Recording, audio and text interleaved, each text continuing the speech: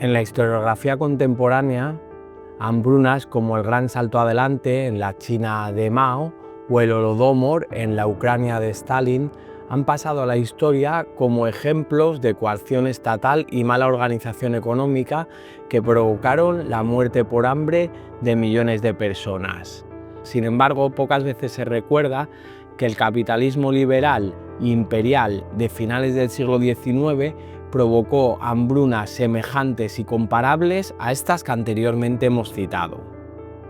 Entre 1870 y 1900, durante la llamada época victoriana tardía, se produjeron una serie de hambrunas masivas estrechamente vinculadas a las políticas económicas, agrarias y administrativas del Imperio Británico. Estos procesos, ligados a la integración forzada en el mercado global dirigido por Gran Bretaña, provocaron la muerte de entre 40 y 70 millones de personas.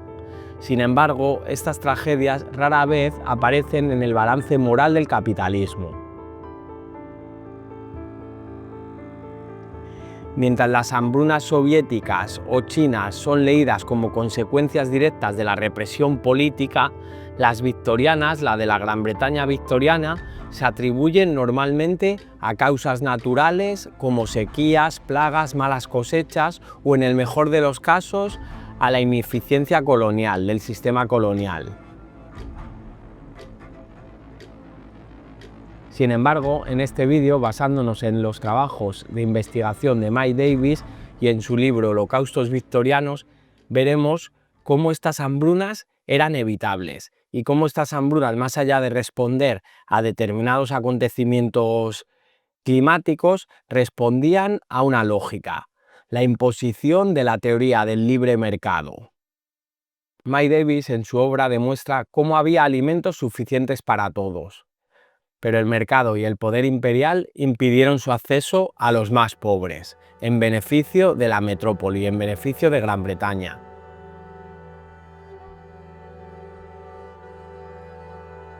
Durante el siglo XIX, el Imperio Británico se convirtió en la mayor potencia política, económica y territorial del planeta. Impulsada por la Revolución Industrial, Gran Bretaña articuló un sistema mundial basado en la producción mecanizada, el comercio marítimo y la expansión colonial, que dio forma al primer capitalismo global. Hacia 1870, Gran Bretaña producía alrededor del 40% de las manufacturas del mundo, y su flota, una gran flota comercial y militar, controlaba la mitad del comercio marítimo mundial. En términos territoriales, el imperio alcanzó una extensión sin precedentes. A comienzos del siglo XX, bajo el reinado de Victoria y Eduardo VII, el Imperio Británico ocupaba alrededor de 33 millones de kilómetros cuadrados, casi una cuarta parte de la superficie terrestre. En cuanto a la población, el Imperio Británico gobernaba directa o indirectamente a unos 400 millones de personas, lo que representaba aproximadamente un cuarto de la población mundial. Sus dominios abarcaban desde Canadá, Australia hasta India, Egipto, Sudáfrica y Hong Kong, en una red imperial que unía todos los océanos.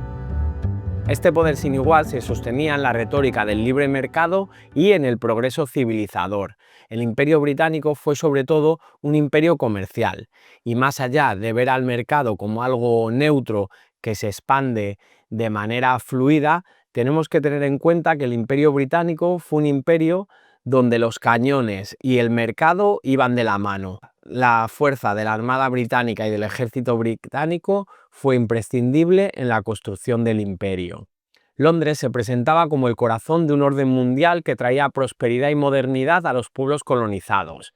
Sin embargo, tras esa imagen de éxito se escondía una profunda contradicción estructural. El bienestar material de la metrópoli dependía, en muchas ocasiones, de la miseria y de la destrucción de los mercados internos de las colonias. Mientras la industria británica alimentaba la prosperidad urbana en Manchester o Liverpool, millones de campesinos en la India o en África morían de inanición dentro de un sistema que paradójicamente proclamaba haber traído al mundo la abundancia.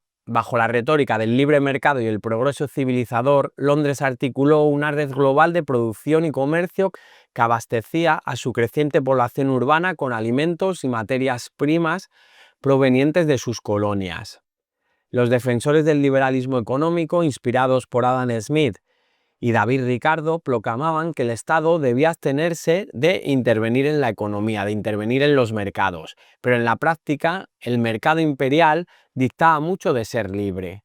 Las colonias estaban sometidas a monopolios comerciales, impuestos coercitivos y leyes de navegación que garantizaban que las riquezas fluyeran hacia la metrópoli. La metrópolis, por su parte, dependía de estas importaciones para sostener su equilibrio social. Sin el flujo constante de trigo, azúcar o algodón procedente de las colonias, los precios en las ciudades británicas de los productos básicos de estos productos habrían subido, y esto habría generado una inestabilidad social, ya que las clases populares, ya que la clase obrera se habría movilizado si los precios subían muchos, y esto podría alterar el orden burgués, el orden liberal, generando contradicciones en la metrópoli.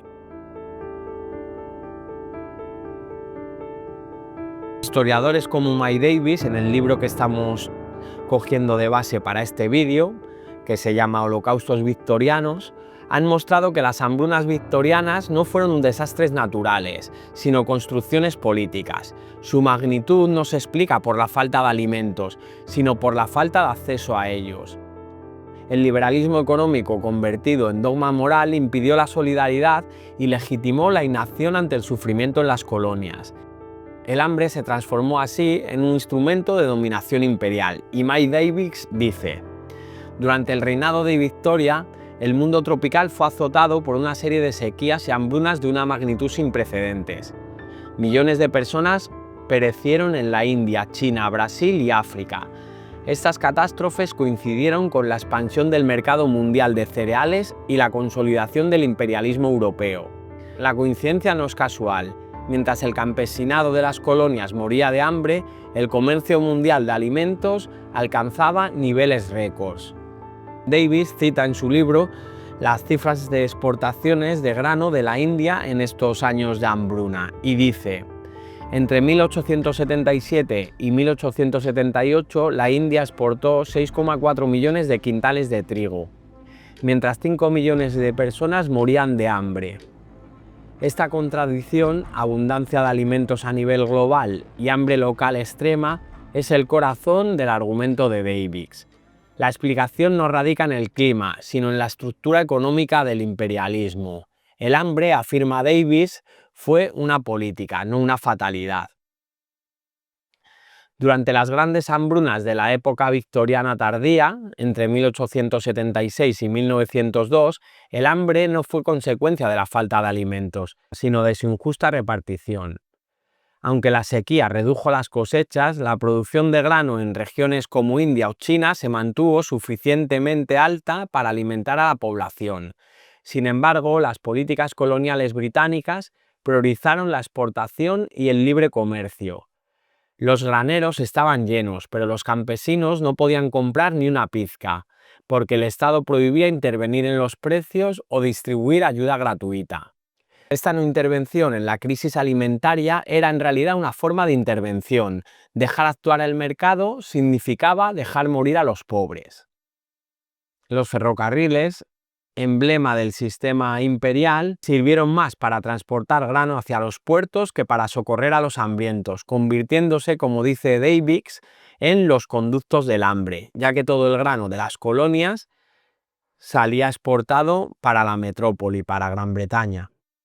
El autor desmonta así la idea eurocéntrica de que el atraso o la sobrepoblación eran las causas del sufrimiento colonial.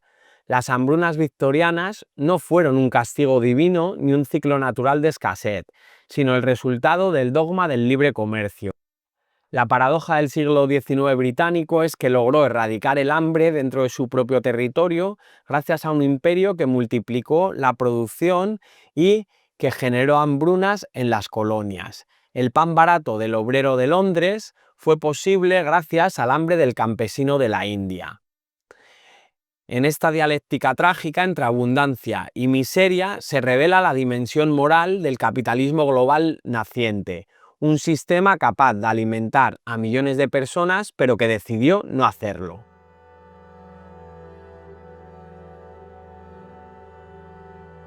Uno de los mitos más importantes del discurso del Imperio Británico fue la idea de que el imperio formaba un sistema económico naturalmente interdependiente. Las colonias proveían de materias primas y alimentos, mientras que la metrópoli les ofrecía industria, comercio y civilización. Esa retórica ocultaba una realidad mucho más desequilibrada. En términos estructurales, el hambre masiva solo era posible en las colonias, y ahora veremos por qué. Las grandes ciudades británicas del siglo XIX, como Londres, Manchester y Liverpool, estaban integradas dentro de una red de intercambios comerciales que les abastecía de productos alimenticios, de manufacturas y de diferentes bienes y servicios. Incluso si una colonia sufría malas cosechas o rebeliones, el Reino Unido podía importar grano, por ejemplo, de Canadá, de Argentina o de Estados Unidos o Australia. El capital financiero londinense permitía reaccionar ante cualquier escasez mediante la compra en mercados alternativos. El imperio era en esencia una gigantesca póliza de seguro alimentario para el centro, para la metrópoli. Las colonias, en cambio, no tenían esa posibilidad. Su producción estaba dirigida al exterior, sus impuestos se recaudaban en metálico y su acceso al crédito era prácticamente nulo.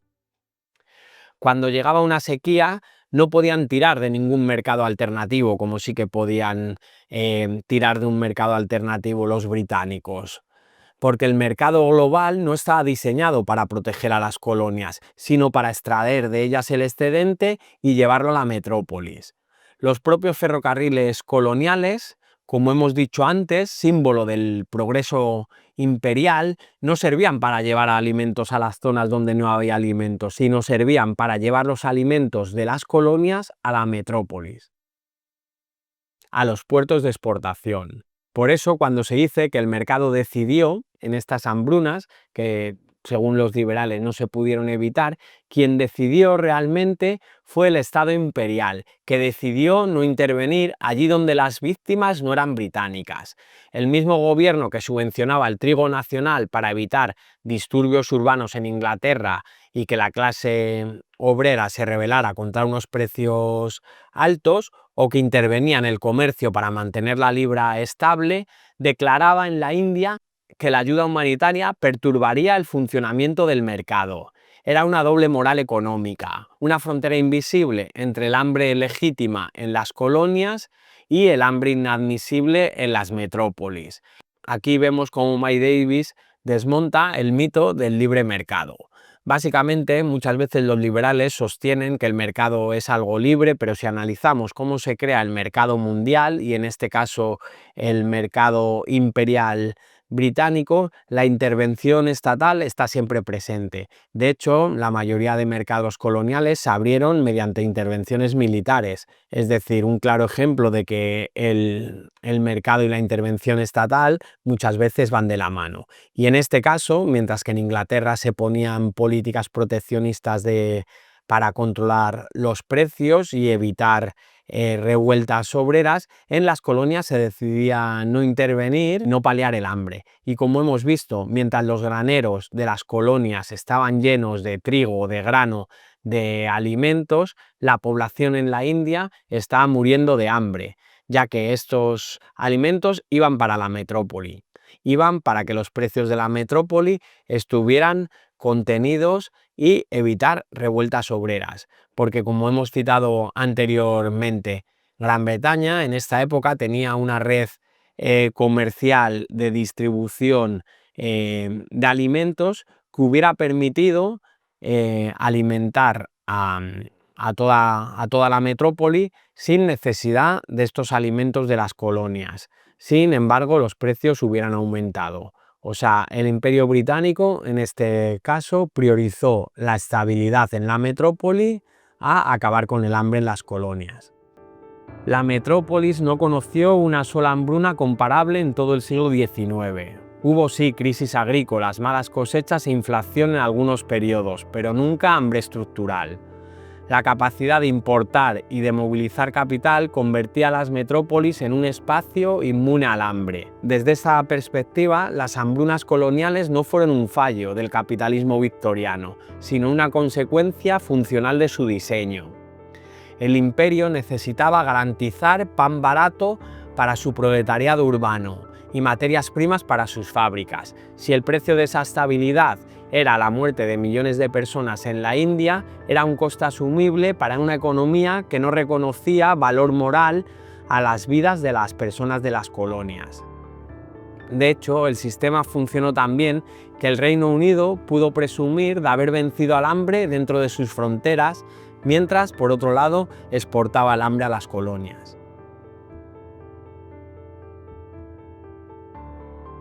Una de las justificaciones más repetidas por la administración colonial británica durante las hambrunas del siglo XIX fue que no había alimentos suficientes, o que detener las exportaciones había puesto en riesgo el abastecimiento de la metrópolis. Sin embargo, como hemos visto antes, los registros comerciales y los informes oficiales de la época desmienten esta narrativa.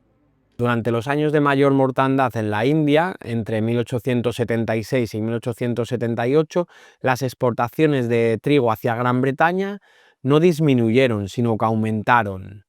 El problema, por tanto, no era la escasez de grano, sino la distribución y el acceso a ese grano dentro del sistema imperial. Gran Bretaña no dependía vitalmente de las colonias para su alimentación. Hacia 1800 el país contaba con una red de proveedores que incluía a Canadá, Australia, Estados Unidos, Argentina.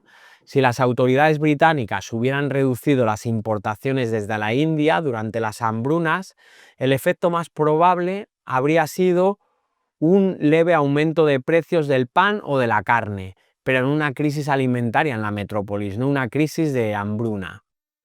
El obrero de Manchester habría pagado más caro el pan y sus alimentos. En cambio, los campesinos de las colonias habrían sobrevivido al hambre. Esta diferencia resume la lógica del imperio.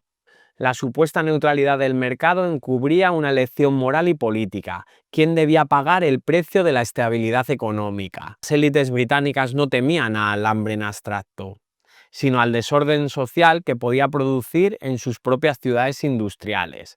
Por eso el Estado intervino siempre que la escasez amenazó la paz interna, por ejemplo subvencionando el grano nacional o regulando el transporte, pero proclamó su impotencia cuando el hambre golpeaba a millones de súbditos de las colonias.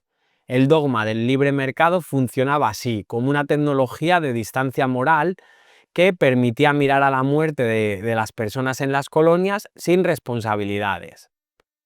Algunos investigadores liberales o que defienden la actuación del Imperio Británico nos hablan que durante este periodo también hubo hambrunas en territorios que no dependían de Gran Bretaña. Sin embargo, veremos cómo en estos territorios las hambrunas, que sí que están producidas por malas cosechas, ya que este ciclo del que estamos hablando es una época de malas cosechas y de mal clima para la agricultura, pero veremos cómo en estos territorios que no dependían del Imperio Británico, la cosa fue bastante distinta.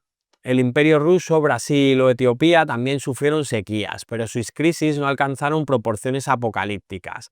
Rusia perdió menos de 1 millón de personas en la hambruna de 1891, y aún así la tragedia provocó una movilización filantrópica y un debate político sobre las responsabilidades del zar. En esos países el hambre fue percibida como una desgracia colectiva, no como un cálculo económico. El hecho de que la India, un territorio fértil y densamente cultivado, registrara más muertes que todo el continente europeo en el mismo periodo, no se explica por el clima ni por la biología, sino por la estructura jerárquica del orden comercial mundial y por este sistema liberal capitalista del Imperio Británico. Las hambrunas victorianas fueron en este sentido crisis de soberanía antes que crisis de subsistencia. Los campesinos indios o sudaneses no podían decidir sobre el destino de su producción ni sobre el uso de sus recursos. El Estado colonial administraba la tierra, los impuestos y la infraestructura, y cuando el mercado global exigía exportaciones, las vidas locales se volvían prescindibles.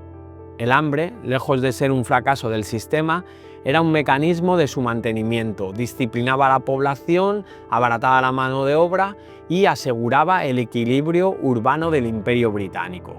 El imperio eligió mantener el precio del pan antes que la vida de los campesinos de las colonias.